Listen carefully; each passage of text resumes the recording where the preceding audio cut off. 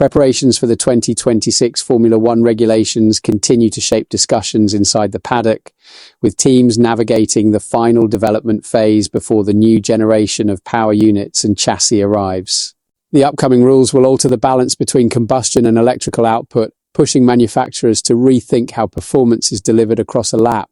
That shift has intensified speculation around who is best positioned for the reset and how each organisation will handle the demands of the new package. In recent months, debates have grown around the progress of the Red Bull Powertrains project. The team is building its first in-house engine after Honda signalled its withdrawal, and expectations have been mixed. Some well-connected sources suggested the powertrain could be behind schedule, while others pointed to Mercedes as a potential early reference. Red Bull, however, has maintained confidence as it approaches the final stretch of development.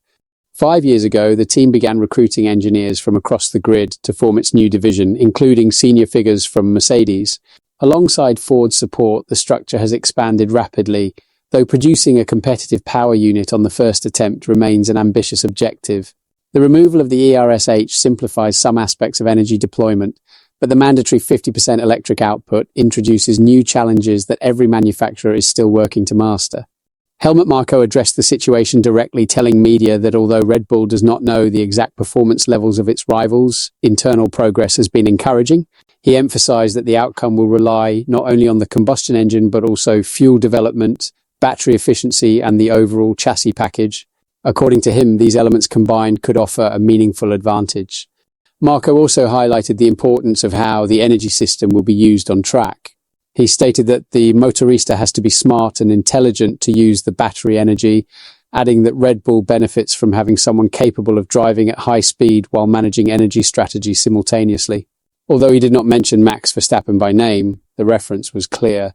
The 2026 cars will introduce active aerodynamics, a new override mode for temporary energy boosts, and more complex trade-offs between drag, downforce, and battery deployment.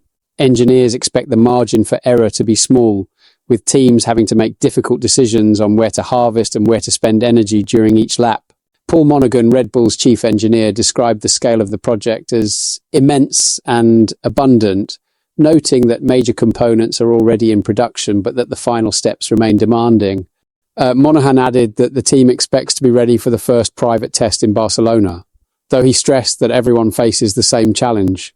Whether Red Bull reaches the top first or meets rivals already there, he said, is part of the sport. He remains confident that the team can be competitive with a strong car, strong engine, and a strong driver lineup for the new era. What's your take on this situation? Share your opinion below, and don't forget to subscribe to the channel for more Formula One updates.